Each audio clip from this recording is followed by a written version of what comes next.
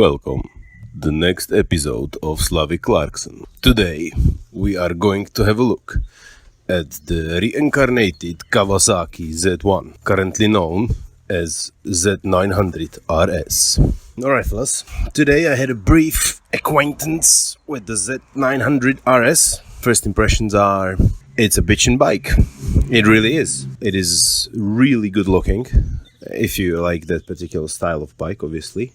It is reasonably well made, which surprised me, being that my previous experience with Kawasaki and Suzuki, Yamaha to some extent as well, where they are, on the cheaper side of things. But this Kawa is really well made. The paint finish on the tank is really nice. It's like a pearl with metallic flakes. It is a big bike. I fit really nicely on it.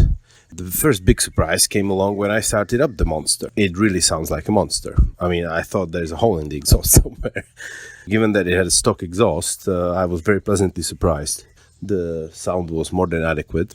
It does not have a tablet, which obviously made jizz in my pants immediately. It has rather beautiful dials. One for speedo, one for a tachometer, or a ref counter, as you wish. And in between, there's a nested, like a simple LCD display with your trip computer, a gear selector, and all that bollocks. It has a two-way setup traction control, which I did not find that it makes any difference, either of the settings. Mainly because it's so smooth. So it's a 950 straight 4 with a runner about 110 or 100 and something horsepower and 100 newton meters. And it's really usable. Like down low, you can easily cruise around in third or fourth gear. Plenty of poke. As you start riding more enthusiastically, shall we say, the engine note, it's a little bit dull after a while. I'm missing that certain, characterful spark that's on the 600 four-cylinder, where when you go above 10,000 RPM, it just screams like a chainsaw. This doesn't. This just roars. It's not unpleasant sound. It's not going to bother you. It's just that it's not spine-chilling sound. The riding position is very nice. The seat is comfortable. It's a bit soft, but not too soft. The bar is nice and high. Your arms are resting. You have no weight over your forearms. You're just sitting really straight, which has its pros and its cons, obviously. I'll get to that in a minute. By far the biggest surprise for me was the clutch. So the clutch is normal cable operated clutch, but it was without a doubt, it is without a doubt, the best clutch I have ever tried on any bike. It was really light, really easy to modulate. And along with the gearbox, changing gears on this bike was a joy to do. It felt really pleasant. I was actually having a good time changing gears, which normally is just like a thing you have to do. Okay, I'm going to change a gear. But here it was like, okay, yeah, I'm going to change a gear. Great. I don't miss the quick shifter on it, to be fair. I really don't. That's how well the system is tuned. Now, to the problematic bits, let's just say. The first one may be down to my size. When I put my feet on the pegs with the tip of your soles, on the left side, I have plenty of room. On the right side, there's something bugging, like something is offsetting my foot. So I have my right foot in a weird angle. And given that's a foot that does nothing, because you don't use a rear brake really, it can get a bit annoying after a while. I'm not sure if it was the foot pegs for the passenger, the frame that holds the foot peg or something, but there was something that was just in the way. It's a fairly little problem. Like after a while, I didn't notice. And the reason why I'll tell you in a minute. Second thing is, and it's probably a thing that's going to put me off buying it actually, because it is for a reasonable price, is that the foot pegs are really low. And that, as I said before, it is a pro in the way of you feeling comfortable on the bike. And it has a con on the fact that even on the road, I scraped the pegs. And I was like halfway off the bike. And I wasn't really going that fast. So on the track, which is something that I want to do with the bike, or I want to be able to go with the bike to have a track day, that will be an issue. As well as, and now we're getting to the surprising part, which surprised me, and mainly towards the end when I found out. And that is, it has the perfect amount of power for the road, but the engine feels a bit detuned.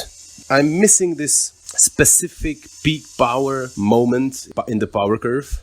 It just doesn't have that. So it revs up to about 10,000, and the peak power I think comes at about 9 something, according to the stats. But when you're on it, the bike is so eager to go that, you know, like I found myself constantly being on a limit. It has an easy solution, obviously, change up, but it doesn't really solve the problem of you feeling like that engine can do more. You know, it just feels like power delivery is constant. It doesn't feel like there is a specific drop in power. In a sense, it's a bit like a turbo engine in a car, you know, like when you actually have to check the ref counter for you to be able to change gear, because it just goes up to the ref limiter. Yeah, overall, very nice bike. Like if I wanted a bike for a daily commute, I would definitely buy this. Like definitely, because it looks amazing.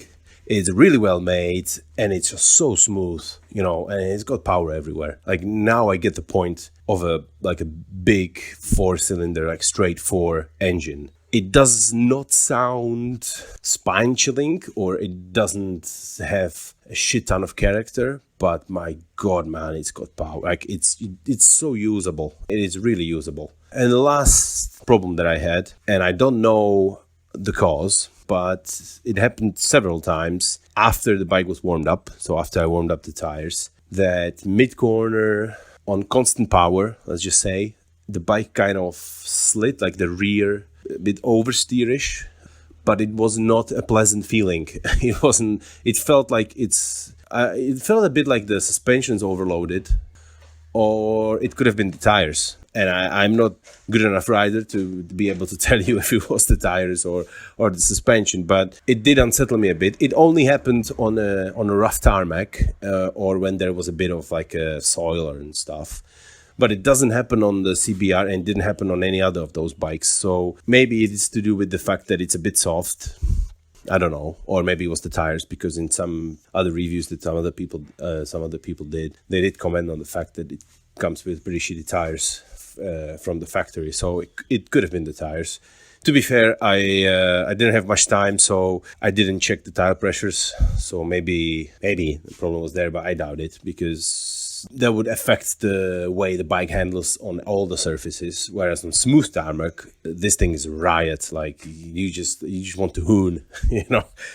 And it's constantly 8 to 10,000 RPM, just screaming past cars. And I'm really glad it's a naked, because around 160 kph you get the windbreak, you know, and you stop. And the fact is, it's geared so that, I don't know what's the top speed, but I guess it would be like 220 or something, or maybe 200. But from like 40 to 100, it gets instantly, and from 100 to 140 as well. And it's just really joyful, playful bike. It surprised me, really, really surprised me. Unfortunately, it's the only bike in Kawasaki that's interesting for me, because obviously the Ninja is way too hardcore, and the H2X and H2Z and whatever the crazy shit is with the compressors, they are well above my price range, and it's a bike with a compressor, so I don't think that's what I need in my life. I don't really like the design of Kawasaki's. It's just too much Japan. This though looks really nice.